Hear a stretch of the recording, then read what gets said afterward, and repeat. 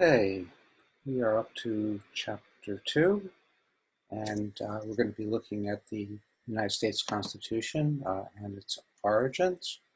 It was written in 1787, and amazingly, it's only been amended 27 times. And that's probably why it's called a living document, because it's flexible enough that it doesn't need to be amended on a regular basis. Uh, Other countries' constitutions, not surprisingly, have been amended a huge number of times. A lot of democracies have had their constitutions amended hundreds of times. Our Constitution goes back to 1215, believe it or not, with the Magna Carta, and this is the first time that a king's powers were restricted. And why don't you pause this and go back to modules and click on Magna Carta, and I'll see you in a minute. Okay, welcome back. We spoke about John Locke last session, and he talked about natural rights and God-given right to life, liberty, and property. And he also talked about the social contract, where we make a deal with the government. Basically, we behave and they provide for us. And this is an example of the social contract, how it is reciprocal. And if the government breaches the social contract, it is no longer legitimate and the people have a right to revolt. And the Second Treatise of Government goes back to 1689. And things were doing pretty well in England, but there were still some problems. And you wonder, well, how come the Pilgrims showed up here in 1620 in Plymouth, Massachusetts? Why would they leave if things were doing so well in England and people getting civil rights? Well, they wanted to escape feudalism. There was a class structure, and if you were at the bottom, you could never own land. And there was no upward mobility as there is in this country. They also moved for economic opportunity. Unlike the Dutch, who were excellent traders and had an open mind about trading with the Indians, the English weren't very good business people. They came here more for religious reasons than to make money. And they saw the Indians as savages and as enemies, really, not as trading partners and friends.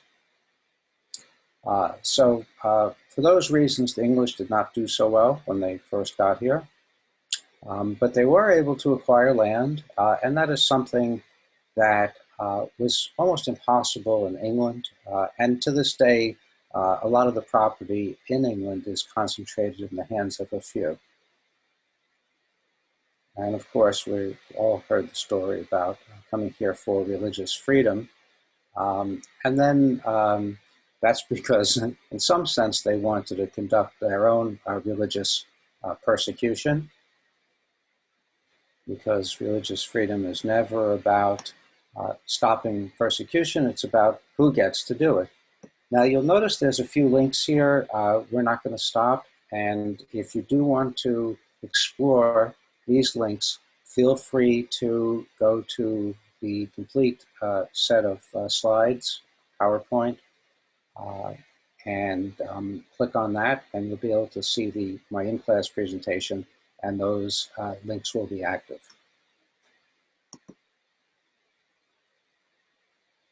And you hear a lot on Fox News about the war against Christianity, and basically people accuse others of declaring war on their religion if they can't do everything that they want. Okay, so let's look at political participation in the colonies. Land ownership was a requirement in order to participate in the colonies. And the rules initially were set up in the Mayflower Compact. These were the groups of free people leaving England to form a new colony and they set up their own constitution called the Mayflower Compact. Early democracy in this country was the Virginia House of Burgesses. That was the first legislative body in the American colonies. And there was a religious qualification for voting. You had to be, if you lived in Massachusetts, you had to be a Protestant in order to vote, as well as owning land. This is a Bloody Mary, and the reason I have it here is because of the long history of religious violence between Protestants and Catholics in England and throughout Europe. And the Founding Fathers were well aware of the idea of a state religion, and as they get a new monarch and a Catholic become a Protestant or a Protestant become a Catholic, they would round up and torture and kill people who did not belong to the same religion. And in fact, Massachusetts banned Catholic priests. And then by 1828, this was the first what they call modern election because land ownership was no longer required and participation in democracy increased dramatically at that time. You still had to be white, and you still had to be 21 or over, and women were excluded generally from elections.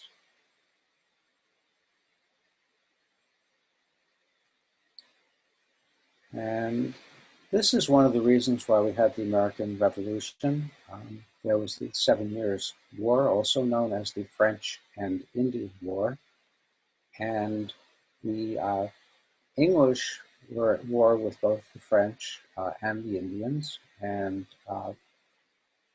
they resented, the people in Parliament resented having to spend all this money to prosecute a war that they had nothing to do with. In other words, it was the colonists' war, but with English money. So the English wanted their money back since they had laid out an exorbitant sum in order to conduct this war. So there was a conflict between the English and the colonies. England wanted the colonists to help pay for the French and Indian War, and colonists rejected this. And England felt taken advantage of. The colonists felt it was unfair taxation. They didn't like King George. They thought he was horrible and a dictator. And the colonists believed in popular sovereignty, which goes against the system in England. And the colonists also believed that the colonies were mismanaged by the crown. You might want to stop here and take a quick look at the conflict between England and the colonies video, and then just get back when you're finished with that. Here are some of the oppressive measures: the Stamp Act of 1765, the Townshend Act of 1767, that was the tea tax, and then finally the Boston Massacre. This woodblock was widely distributed. It certainly sensationalized the killing of a few colonists by the British troops, and it really motivated the Massachusetts residents to revolt against the English.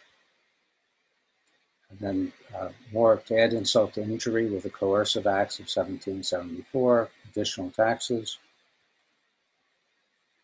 And interestingly enough, in England at the time, there was talk about abolishing slavery throughout the colonies. And this was important in order to get the southern states on board in a revolution against the English, because they felt that under English rule, they might lose their right to continue having slaves. And then finally, the Battle of Lexington and Concord. These were the first shots fired in the war in 1775. The colonists put together their Continental Congress, which acted as a U.S. Congress, although it was before the United States was formed. And I believe this is worth listening to. I try to listen to it every July 4th, and it's read by an actor, and it's a kick-ass document, and is very unkind to King George, as you will see. So why don't you listen to that and get back to me in a couple of minutes. Okay, you'll notice some of the language in the Declaration of Independence talks about the merciless Indian savages. And I guess if you kidnap and enslave Africans, you're not a merciless savage. I'm not sure who the real savages are, the white men that enslaved black people or the Native Americans. Slavery was pretty popular at the time. 41 signers of the Declaration of Independence owned slaves. And that's 41 out of 56 signers, or 73% of slaveholders.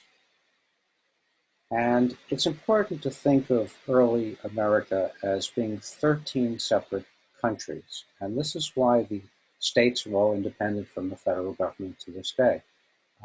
13 independent countries got together and say, how can we work together? The first attempt was what was called the Articles of Confederation, and it was rather loosely drawn up. It didn't really have any authority. It was called the first Constitution of the United States, although it wasn't much of a constitution. And it established a firm league of friendship, whatever that means, and created a confederacy. States retained most of their powers. Remember, they were independent countries just coming up with this agreement, kind of like the United Nations.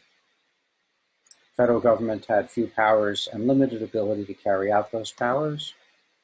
And political confederations are not likely to last. Here's how many that have been successful in the world: 0, with the possible exception of the European Union.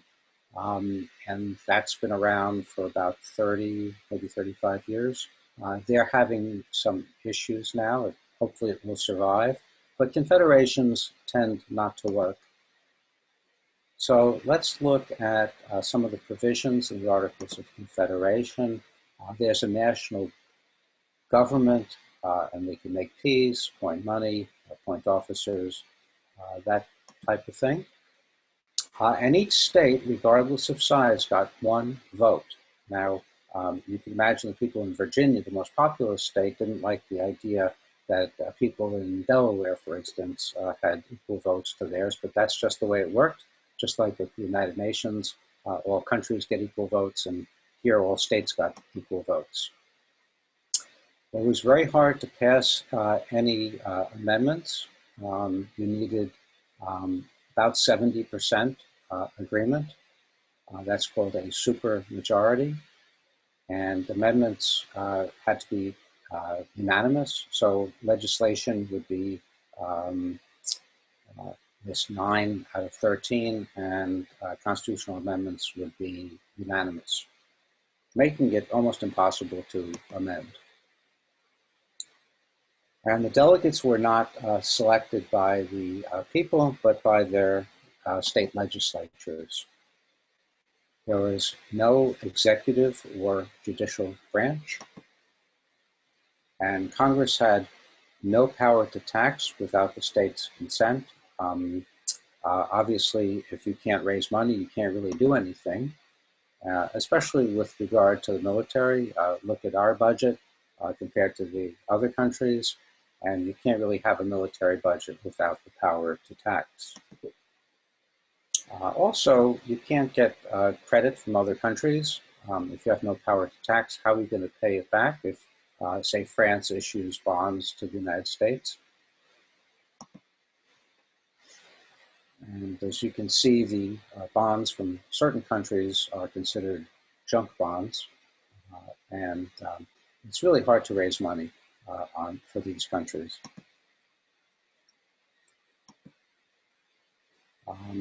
there's no authority to regulate commerce, and there'd be trade wars between the states. They might get on each other's case because they think the other state's being unfair or dumping products and that type of thing. So remember, these are separate countries, and they could have trade wars.